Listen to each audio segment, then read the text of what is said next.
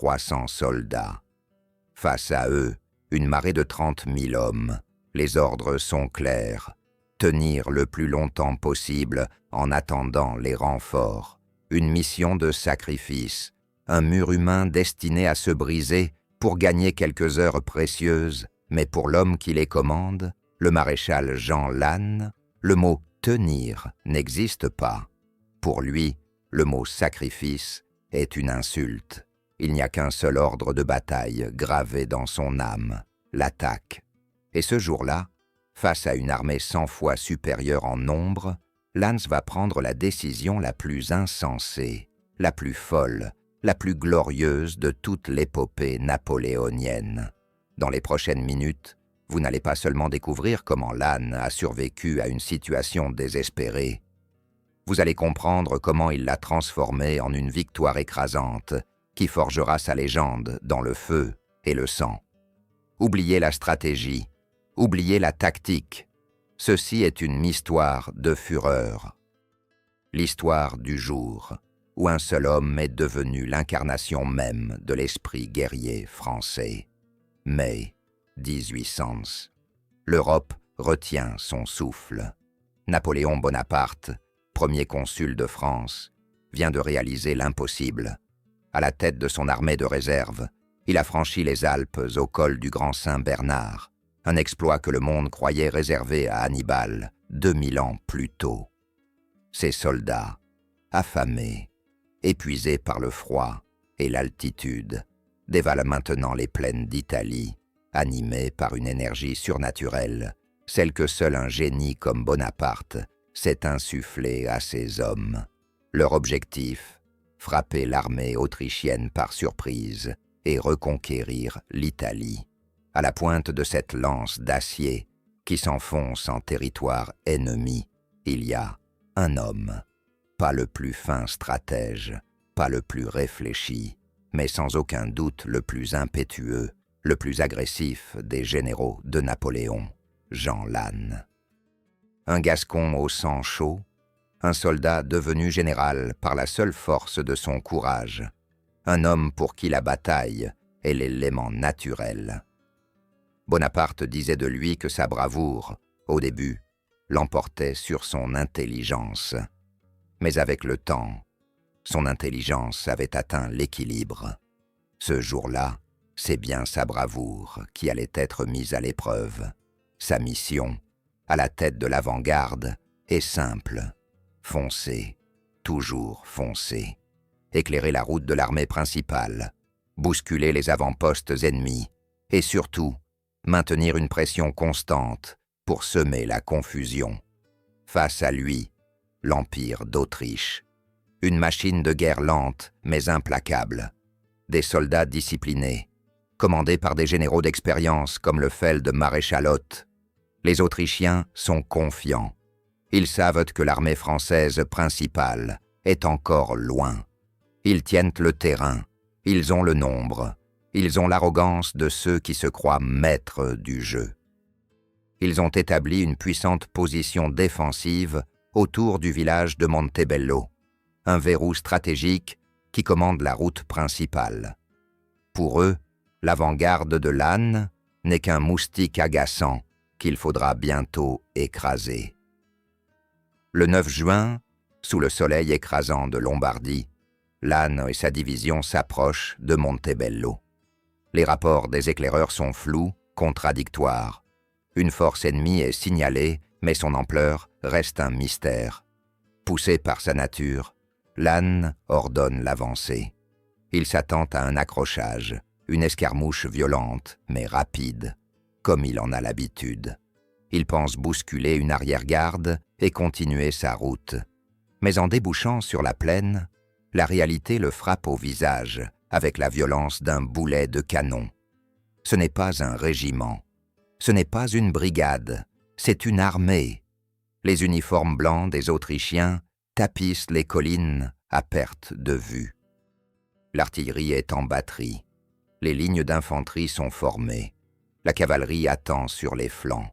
Des milliers, des dizaines de milliers d'hommes, 30 000 baïonnettes qui scintillent sous le soleil. 30 000 regards tournés vers sa petite troupe. Et lui, Jean Lannes, se retrouve presque seul, avec une poignée d'hommes, le gros de sa propre division étant encore en arrière. La prudence ordonne la retraite immédiate. La survie exige de tourner les talons et de fuir. Chaque règle de l'art de la guerre hurle de reculer, reculer ou être anéanti. Mais Jean Lannes n'est pas un homme de prudence. Dans ses yeux, une lueur s'allume, pas celle de la peur, mais celle de la fureur. Une onde de choc parcourt son état-major. Ses officiers le regardent, incrédules, certains de l'avoir mal entendu. Reculer est la seule manœuvre sensée. Attendre les renforts du général Victor, qui sont encore à des heures de marche, est la seule option viable. Mais Lannes n'a pas prononcé le mot « retraite ». Il n'a pas prononcé le mot « attente ».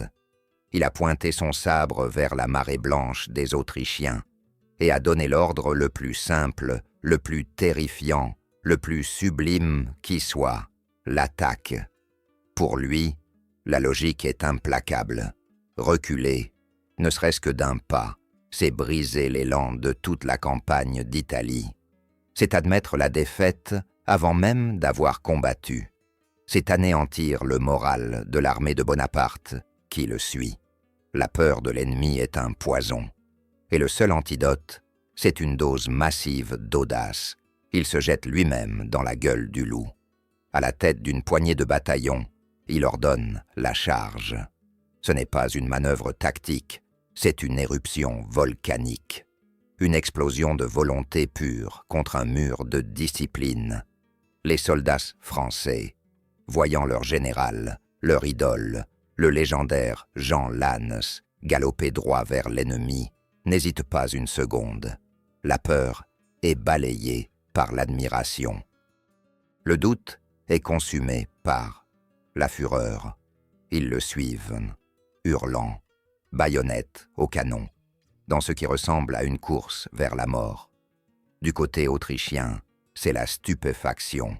Le général Hoth, du haut de sa colline, observe la scène à la lorgnette, incapable de comprendre ce qu'il voit. Ses plans étaient parfaits. Attendre l'ennemi, le laisser se briser sur ses lignes solides, puis le contre-attaquer avec une supériorité numérique écrasante. Mais ces plans n'avaient pas prévu la folie. Ces manuels de guerre n'avaient aucun chapitre sur la manière de réagir à une charge suicidaire menée par un démon en uniforme bleu. Cette attaque est tellement absurde qu'elle en devient géniale. Elle paralyse le lourd et méthodique commandement autrichien. L'hésitation s'installe. Au lieu de déchaîner immédiatement toute sa puissance et d'anéantir les Français, Hoth envoie ses troupes au compte-gouttes, prudents, cherchant à comprendre une situation qui défie toute logique militaire. Et cette hésitation, c'est la seule faille dont Lannes avait besoin. Le choc est d'une violence inouïe. Les premières lignes autrichiennes, surprises par la rapidité et la sauvagerie de l'assaut, ploient sous l'impact. Les Français s'enfoncent dans leurs rangs, comme un coin de fer dans du bois tendre. Le combat se déplace rapidement dans le village de Montebello lui-même. Chaque rue devient un champ de bataille. Chaque maison, une forteresse. C'est un maelstrom de feu, d'acier et de sang. On se bat à la baïonnette, à la crosse de fusil, au corps à corps. Et au milieu de ce chaos, Lannes est partout. Il n'est pas un général qui observe de loin. Il est un gladiateur au cœur de l'arène.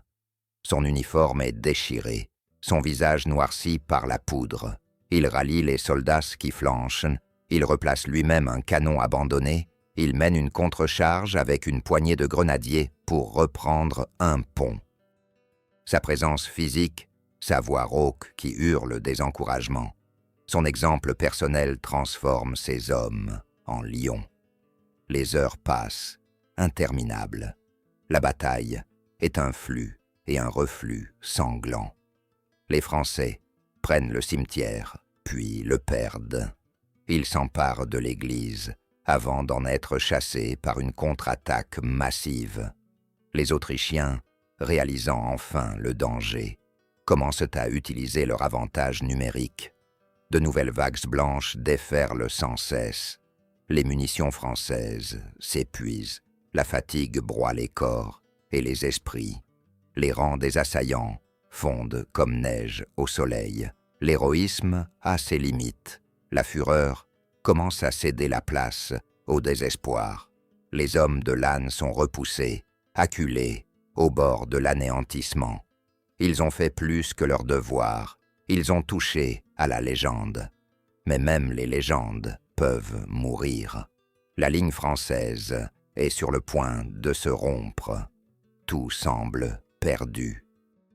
C'est à cet instant précis, alors que le destin de la bataille semble scellé et que les Autrichiens préparent leur coup de grâce, qu'un grondement sourd se fait entendre à l'arrière des lignes françaises. Ce n'est pas le tonnerre, c'est le pas cadencé de milliers d'hommes qui marchent au combat. Ce sont les tambours qui battent la charge. Les renforts sont là. La division du général Victor, alertée par le fracas de la canonnade, a forcé l'allure et arrive enfin sur le champ de bataille. Mais elle n'arrive pas pour sauver les débris d'une avant-garde anéantie. Elle n'arrive pas pour couvrir une retraite désespérée. Elle arrive pour trouver Jean Lannes, couvert de sang, mais toujours debout, tenant encore le terrain, se battant encore, refusant de céder. L'arrivée des troupes fraîches provoque une décharge électrique dans les rangs épuisés des hommes de Lannes. La vision de leurs camarades, la vue des drapeaux tricolores qui flottent au vent, ravive la flamme qui était sur le point de s'éteindre. La fatigue s'envole, remplacée par une nouvelle vague de fureur. Lannes, lui, ne perd pas une seconde. Il ne cherche pas à stabiliser le front ou à se replier en bon ordre. Sa seule pensée est, comme toujours, l'attaque. Il se met personnellement à la tête des nouvelles troupes, les galvanise d'un seul regard, d'un seul mot, et se jette de nouveau à l'assaut. Maintenant, le rapport de force a changé. Pas encore en nombre, car les Autrichiens restent largement supérieurs, mais en esprit. Le moral des Français est au zénith. Ils se battent maintenant non plus pour survivre, mais pour vaincre. Le moral autrichien, lui, s'effondre. Ils avaient l'ennemi à leur merci, ils étaient sur le point de l'écraser, et voilà qu'il renaît de ses cendres, plus féroce que jamais. Le doute, qui s'était installé au début de la bataille, se transforme en panique. Cette résistance insensée, cette contre-attaque sortie de nulle part, ce n'est pas normal. Ce n'est pas la guerre telle qu'ils la connaissent, c'est quelque chose de plus sombre, de plus primordial. C'est la furia frances, la fureur française, cette force irrationnelle et terrifiante que toute l'Europe apprendra à craindre. La charge finale est irrésistible. Les grenadiers de la garde consulaire, l'élite de l'élite, s'élancent avec Lannes et Victor. Le village de Montebello, qui a été le théâtre de tant de carnage, est repris une dernière fois, définitivement. Les lignes autrichiennes, qui avaient tenu pendant des heures, se brisent. L'hésitation du général Hoth se transforme en déroute. Ce qui était une armée disciplinée devient une foule désorganisée qui fuit pour sauver sa vie. La retraite se change en débandade. Les Français, oubliant leur épuisement, se lancent à leur poursuite, capturant des canons, des drapeaux, des milliers de prisonniers. Plus tard, dans la journée, Napoléon Bonaparte arrive sur les lieux. Le bruit de la bataille l'avait inquiété. Il s'attendait à trouver une catastrophe. À la place, il découvre le spectacle d'une victoire totale. Il voit le champ de bataille jonché de cadavres autrichiens. Il voit les visages épuisés mais triomphants des soldats français. Et il voit Jean Lannes, son ami, son compagnon d'armes depuis les premières campagnes d'Italie. Il comprend immédiatement la nature de l'exploit qui vient de s'accomplir. Devant les troupes rassemblées, il serre l'âne dans ses bras. Les mots sont inutiles, le geste suffit. Ce jour-là, Jean Lannes n'est plus seulement un général. Il est entré vivant dans la légende. En récompense de cet acte de bravoure surhumain, Napoléon, devenu empereur, lui décernera plus tard le titre de noblesse le plus approprié qui soit, duc de Montebello. Le nom de sa victoire, gravé à jamais dans son sang et son histoire. La bataille de Montebello n'est pas une simple ligne dans un livre d'histoire. C'est la preuve vivante, écrite en lettres de sang, qu'en France, l'audace pèsera toujours plus lourd que le nombre. Jean Lannes n'a pas seulement gagné une bataille ce jour-là. Il a offert à ses ennemis et au monde entier une leçon terrifiante sur la véritable nature de la furia française. Un esprit qui ne calcule pas les probabilités, mais qui les anéantit. Un esprit qui ne se soumet pas au destin, mais qui le forge à coups de sabre. Cet esprit, c'est celui des titans qui ont bâti la grandeur de la France. C'est notre héritage, un héritage de fer. Il nous rappelle qu'un seul homme, habité par une volonté indomptable, peut faire face à une armée entière et la briser.